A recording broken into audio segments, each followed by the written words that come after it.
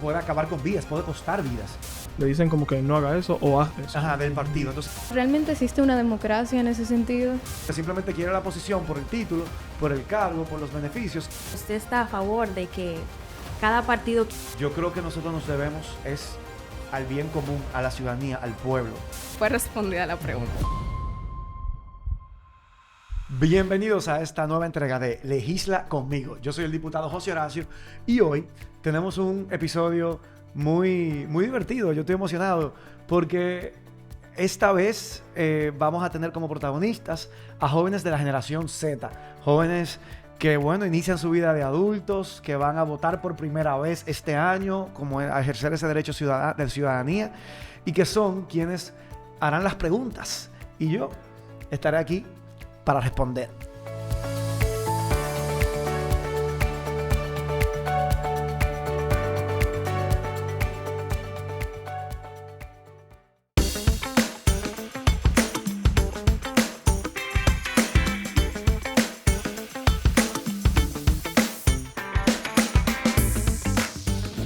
Hola Lisbeth, ¿cómo estás? Muy bien, gracias, señor diputado. Jesús, ¿cómo estás? ¿Todo bien? Bienvenida, Minerva. Gracias, José Horacio. Hola María Paula, bienvenida. Hola, José Horacio. Hola Rizoris. Hola, José Horacio. Cuéntame, dime, ¿qué me quieres preguntar? ¿Qué quieres saber? Tú has sido cuestionado y muy criticado con el aspecto de, por ejemplo, en el 2022 que te referiste con el tema haitiano. Entonces yo quisiera saber cómo tú lidias con ese tipo de comentarios, ya no más en el aspecto político, sino de forma personal, y así tener una expresión mejor dirigida y enfrentar estas críticas ya a tu nivel en la cuestión de tu labor como político. Luchar por lo que yo creo es que hace que valga la pena hacer política, porque si no yo me pudiera dedicar a cualquier otra cosa y me podría ir bien. Yo tengo, ¿verdad?, una buena trayectoria, una buena formación y preparación, y en el ámbito profesional privado me podría ir excelente. Y si hago política es porque de verdad siento que estoy aportando a mi país, aportando a la sociedad, contribuyendo a que las cosas se hagan mejor. Pero bueno, en resumen, sí, claro que hay días que eso le puede bajar el ánimo, le afecta, pero también da mucha satisfacción sentir que uno es la voz de muchas personas que no tienen voz y que uno puede decir las cosas que otros quizás piensan, pero no se atreven a decir. Y eso de alguna manera me hace hasta sentir orgulloso de mí mismo. No sé si respondo a tu pregunta. Fue respondida la pregunta. ¿Qué usted considera como buena política?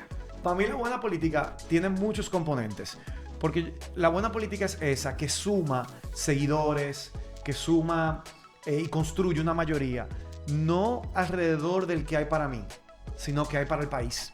Yo digo que la buena política suma por las ideas que nos unen y que es una acción colectiva por el bienestar colectivo. Debe ser transparente, la buena política debe rendir cuentas, debe ser un diálogo permanente y abierto con la ciudadanía, en la que se toman decisiones no de espaldas a la ciudadanía, sino de frente y en consulta con la ciudadanía.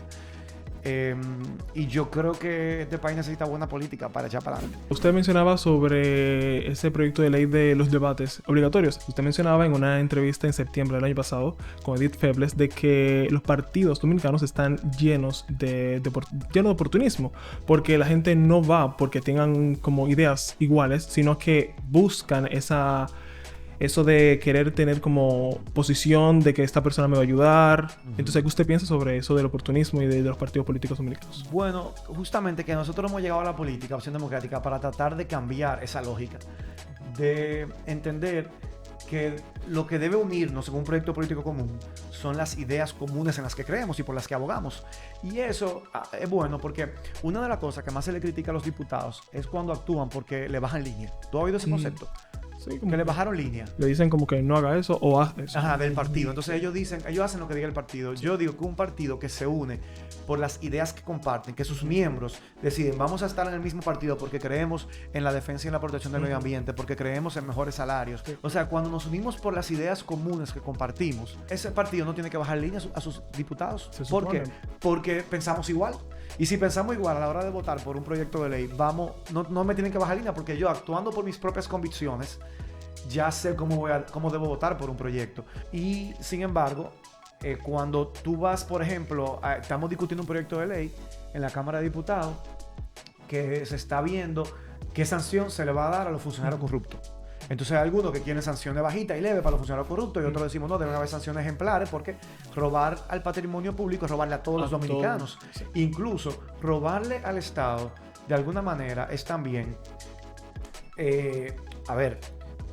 puede acabar con vidas, puede costar vidas. Porque cuando tú estás robando dinero, por ejemplo, imagínate que tú eres ministro de Salud Pública, tú estás robando, tú estás dejando, lo que tú te estás cogiendo para ti es que haya menos medicamentos en los hospitales, menos infraestructura que puede provocar que un paciente se muera cuando esté ahí. Entonces, por eso yo digo que es tan grave el robo al patrimonio público. Entonces, si lo que nos une es ese deseo de luchar contra la corrupción, y por eso estamos en un partido, a la hora de votar por un proyecto de ley que fortalece, por ejemplo, las sanciones a los funcionarios corruptos, no tienen que bajar de línea, vamos a votar a favor de eso. ¿Qué ha sido lo más difícil para ti durante tu gestión como diputado en estos 4 años? Bueno, uno de los principales desafíos ha sido el no estar tan acompañado. La mayoría de los diputados están en bloques de partidos y esos bloques, ellos tienen muchos compañeros de su propio partido que de alguna manera se distribuyen la carga de trabajo entre todos. El yo ser el único diputado de Opción Democrática hace que yo cuento conmigo mismo. A ver, uno desarrolla vínculos con otros diputados de otros partidos en los que uno puede desarrollar confianza, porque uno sabe que uno tiene afinidad de temas comunes, pero al final del día ellos responden a otros lineamientos políticos y no siempre uno lo va a tener a su lado. Y yo creo que eso ha sido una de las cosas más difíciles, el sentirme como bastante solo, en el sentido de que, y ojo, eso no significa que no se logren resultados. Nosotros hemos logrado buenos resultados. Incluso quizá más que la mayoría de diputados. La mayoría quizá no ha logrado que proyectos que ellos han presentado se aprueben. Pero aún así, hay muchos momentos en los que mientras los demás tienen como un gran equipo de apoyo, yo no lo tengo a mi lado. Yo diría que eso ha sido quizá una de las cosas más difíciles ya en el trabajo interno de la Cámara de Diputados. José Horacio, ¿qué tú piensas conforme a los comentarios que se hacen de que los jóvenes, al menos la nueva generación de votantes, no están interesados en la política? Yo creo que eso es falso. Y bueno, yo me voy más atrás porque yo estoy ya despidiéndome de la juventud. Yo tengo 35 años, según la ley, hasta los 35 años, me quedan algunos meses de juventud. Sí. Pero yo vengo de una trayectoria, los últimos 15 años de mi vida o más, quizá los últimos 17 años de mi vida, de lucha ciudadana en las calles y luchas que fueron todas protagonizadas por jóvenes. Quizá tú estabas muy jovencita, pero por ejemplo, cuando yo era estudiante universitario, que yo estaba estudiando Derecho en la Pucamaima, hubo un tema que fue que se estaba construyendo una cementera, o sea, una fábrica de cemento en el Parque Nacional de los Haitises, como en la zona de amortiguamiento. Y la juventud fue que salió a protestar y protestó y instalaron un campamento fuera, alrededor de los Haitises. Y yo no llegué al campamento, pero sí fui a protestar en el Parque de la Lira de la Lincoln hasta que logramos que el gobierno cambiara la decisión de darle el permiso y tuvieran que reubicarse a una zona donde no afectara un área protegida como los Haitises. Y luego, siendo estudiante universitario, yo me acuerdo que se le concedió un indulto a una banquera que había sido condenada por un fraude bancario. Y fuimos los jóvenes a protestar en contra de la concesión de ese indulto. Y cuando yo era estudiante universitario, se modificó la Constitución y se cambiaron algunos artículos que restringían los derechos de la ciudadanía y fuimos los jóvenes a la calle a protestar. Yo me acuerdo incluso haber ido, María, frente al Congreso donde hoy yo trabajo. Fuimos vestidos de traje de baño porque querían incluir un artículo para privatizar las playas y fuimos los jóvenes que fuimos a manifestarnos. Y luego de allá para acá, por la educación, contra la corrupción y la impunidad con lo de la Marcha Verde y por último, la Plaza de la Bandera, hace 4 años. Sí. Y yo estoy seguro que esta generación, que si bien, verdad, tal vez yo estoy un poquito más lejos, como ustedes que tienen 18, 19, 20 años, yo estoy seguro que no es diferente. A ver, siempre hay segmentos o grupos dentro de la juventud que quizás no son apáticos, pero te voy a decir algo, eso pasa también con los adultos. O todos los adultos están interesados en la política y todos los adultos están interesados en el quehacer nacional y en lo que le pasa al país. No. Hay algunos que sí, algunos que no. Entonces con la juventud de alguna manera pasa igual. Bueno, José Horacio, quisiera saber también cómo inicia, teniendo en cuenta que ya se ha aprobado esta nueva ley del tema de los debates electorales. ¿Cómo inicia este proyecto? Bueno, todavía no se ha convertido en ley. Yo siempre he abogado por procesos electorales que giren alrededor de las ideas. Porque al final yo creo que eso es lo importante que nosotros necesitamos de un político. ¿Qué ideas va a defender y a promover cuando ocupa un cargo público? Cualquier político te puede regalar, te puede dar una ayuda, puede hacer una campaña publicitaria chula, que con una canción pegajosa si contrata una buena empresa de marketing, pero lo que va a hacer la diferencia es cómo piensa, porque según cómo piense va a impulsar políticas públicas que nos mejoren nuestra calidad de vida o que gobierne a favor de un grupo, de un sector o de otro. Y tuvimos la oportunidad en estos 4 años que yo he sido diputado de reformar la ley electoral, y yo abogué porque en esa reforma se incluyera un artículo para hacer la realización de debates obligatorios, y no fue aprobado. Yo no logré que fuera incluido.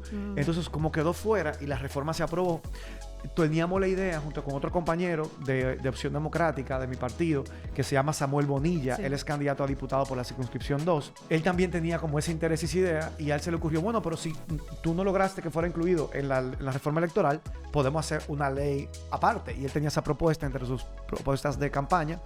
Y él dijo, bueno, pero yo no tengo que esperar a ser diputado porque yo te tengo a ti. Y a través de ti podemos hacerlo. Y juntos trabajamos el proyecto de ley y lo depositamos. Entonces el proyecto de ley se discutió en la Comisión de Junta Central Electoral. Y la comisión ya rindió un informe favorable. No se ha aprobado todavía, pero con el informe favorable podemos deducir que hay altas posibilidades de que se apruebe, porque las comisiones tienen como diputados de todos los partidos y tratan de alcanzar un consenso entre todos. Si ahí se logró el consenso, quiere decir que es probable que en el pleno, donde estamos todos, también pueda haber consenso para que se apruebe. Pero para que sea ley tendría que aprobarse en el pleno en primera y segunda lectura, y luego ir al Senado y aprobarse también en el Senado, y luego que el presidente de la República lo promulgue. O sea que nos falta un trecho, pero está encaminado el proyecto. Ya pasó una primera fase, que es la comisión, y ojalá pronto tengamos eso, porque yo creo mucho que elevar el nivel del debate, poner en el centro de las campañas electorales las propuestas y las ideas, yo creo que se puede traducir en mejores representantes y mejores gobernantes. No, y más transparencia. Claro, yo creo en eso. La buena política debe ser transparente y debe rendir cuentas. Que si usted opina o usted está a favor de que cada partido quiera que se vote por todos sus candidatos, o que cada ciudadano vote en base a las propuestas que tenga cada uno de los candidatos. Lo segundo, mira, claro que, a ver, yo que soy vicepresidente de un partido, Opción Democrática, obviamente me gustaría que a todos los candidatos de mi partido les vaya bien, pero como ciudadano que estoy por encima de mi militancia partidaria, como dominicano, que es algo para mí que va primero, yo creo que nosotros nos debemos al bien común, a la ciudadanía, al pueblo. Y yo soy un promotor del voto consciente. Yo creo que yo incluso ni siquiera le digo a la gente, vota por tal candidato de mi partido. Yo le digo, busca sus propuestas, son buenas, te van a gustar. Busca qué propone, qué piensa hacer, que tenga un plan de lo que va a ejercer cuando llegue a una posición, y no que simplemente quiere la posición por el título, por el cargo, por los beneficios, y luego ni siquiera quizás sabe qué va a hacer desde ahí. ¿Qué piensas sobre las alianzas entre partidos? Ejemplo, Rescate RD, y tenemos también RD Avanza, que salió hace unos días del PRM. Yo lo que creo de las alianzas es que se deben evaluar no por con quién se hace, sino por qué fin se persigue. Tú puedes aliarte con diferentes partidos. Si tú estás buscando un beneficio personal o particular, yo creo que eso es una mala alianza, o sea, una alianza negativa. Ahora, si tú te alías para lograr un objetivo a favor del país, yo creo que es una alianza positiva. Uno de los temas que yo he defendido en la Cámara de Diputados en estos años es que se haga que según sea la inflación, es decir, que si aumentan los precios de los productos básicos cada año porque el costo de la vida sube, que entonces también debe aumentar el umbral del monto exento de pago de impuestos. ¿Entiendes por qué? Porque si ahora ya con 30,000 pesos yo no puedo comprar lo mismo que yo compraba hace 4 años, y se comienza a pagar impuestos a partir de ese monto, pues entonces debería ser a partir de un monto mayor, porque ahora todo está más caro. ¿Para qué? Para que tu ingreso te rinda igual que antes y te rinda más.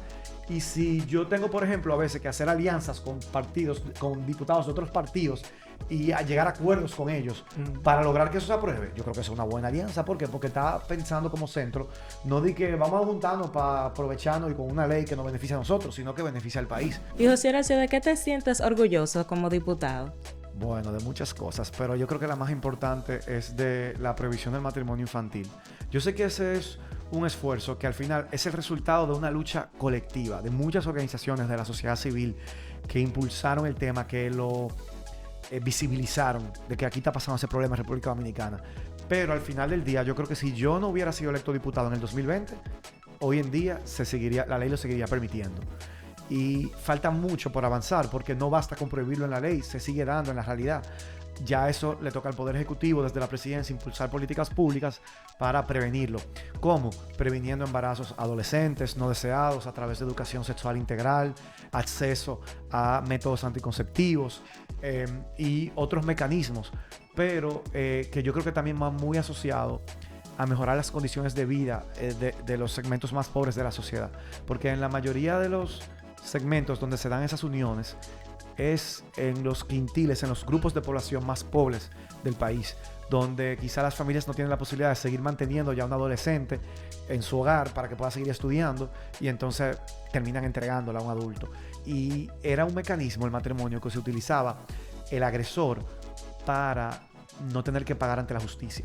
Porque el Código Penal que nosotros tenemos en nuestro país es del siglo XIX, de los años 1800, y dice todavía, aunque ya no se puede aplicar, que cuando un sustractor de menor, cuando un hombre adulto se lleva una menor, eso es un delito. Pero el propio código dice que si luego se casa con ella, ya no puede ser perseguido como delito.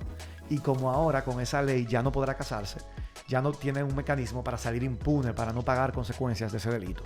Entonces yo creo que ese sería el tema del que yo me siento más orgulloso, porque sin mí ahí adentro, quizá todavía se podría seguir implementando esa práctica en el país. Está bueno porque ya no podrán justificar el por qué meterse con una menor de edad, por así decirlo, y después, como para justificar lo que hicieron, casarse con ellas. Entonces yo opino que realmente está muy buena esa ley de ese proyecto. Hay otra cosa de la que yo me siento orgulloso. Por ejemplo, hubo un trabajo buenísimo que hizo la Coalición por la Defensa de las Áreas Protegidas, el Grupo Jaragua, que es una organización sin fines de lucro que promueve el respeto a la biodiversidad de la isla, los ecosistemas, la protección de las áreas protegidas, que ellos detectaron que un contrato que estaba haciendo el gobierno para el desarrollo de la provincia de Pedernales incluía afectación a áreas protegidas, y ellos me pasaron esa información, y con esa información yo pude también abogar porque en el contrato se modificara para que dejaran fuera las áreas protegidas. Y también fue un trabajo coordinado, no es un logro exclusivo mío, ellos fue que detectaron eso, pero el estar ahí adentro me permitió defenderlo y abogar para que se protegieran esos ecosistemas, porque al final, si no cuidamos nuestros recursos naturales, pues somos mucho más vulnerables ante las consecuencias del cambio climático a futuro, que nos va a dar duro. Y ya nos está dando, hemos visto lo que ha pasado los últimos 2 meses de noviembre, las inundaciones, esos son efectos del cambio climático. O sea que esa es otra, entre muchas más que quizá pudiera citar, pero yo diría que esos son 2 de los temas de los que me siento más orgulloso. ¿Tú consideras que, por ejemplo, aquí en este país, que teóricamente somos democráticos, pero realmente existe una democracia en ese sentido?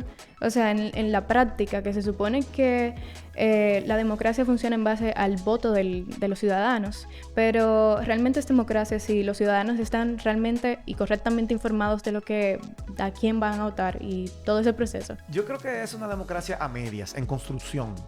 Nosotros no podemos decir que no es democracia porque tenemos libertades que disfrutamos, que se disfrutan en una democracia, pero yo pienso que le falta mucho por avanzar, porque al final del día, ¿qué es democracia? El gobierno del pueblo para servir al pueblo. Y cuando tú preguntas, ¿tú sientes que el gobierno está al servicio del pueblo? Bueno, entran las dudas, uno siente a veces que está más bien al servicio de ellos mismos, de quienes gobiernan. Para mí, para mejorar la calidad de la democracia, hay que avanzar en muchos aspectos, y uno de ellos tiene que ver, en mi opinión, con el financiamiento de la política. Cómo la política y quienes hacen política para ocupar un cargo público se financian. Porque eso a veces hace que los políticos no estén al servicio de la ciudadanía y del pueblo. Porque como la ciudadanía y el pueblo no es que los financia, sino que lo financian a veces algunos empresarios, o a veces dinero que extraen de fuentes ilícitas como el narcotráfico o de la propia corrupción del Estado. Entonces van al poder ¿a qué? A proteger la corrupción y a defenderla. ¿Para qué? Para poder seguir financiando esa política y ejerciendo el poder. Y además, mayores niveles de equidad en la participación electoral. Porque el sistema electoral dominicano es sumamente inequitativo. No competimos en condiciones de igualdad. Mientras algunos lo tienen todo, otros tenemos que hacer mucha creatividad para con nada tratar de visibilizar nuestras propuestas, nuestro trabajo, y que la gente también vote por opciones diferentes. Exacto, totalmente de acuerdo, José. Gracias. Yo creo que eso sería todo de mi parte. Gracias, Jesús. Un placer tenerte por aquí. Igual. Gracias, Estamos ready. Gracias, Lisbeth. Siempre un honor. Muchas gracias por la oportunidad. cerrando este episodio que me ha encantado, donde hemos podido conversar y escuchar las inquietudes de esos jóvenes de la generación Z, primeros votantes, quiero cerrar con un mensaje motivándoles a no renunciar a su derecho a participar y a ejercerlo, porque la verdad que pueden definir y reencauzar el rumbo del país cuando participan, cuando dan un paso al frente y cuando no son indiferentes. Así que esa es mi motivación para ustedes. No dejen que otros decidan por ustedes. Hasta un próximo episodio de Legisla Conmigo.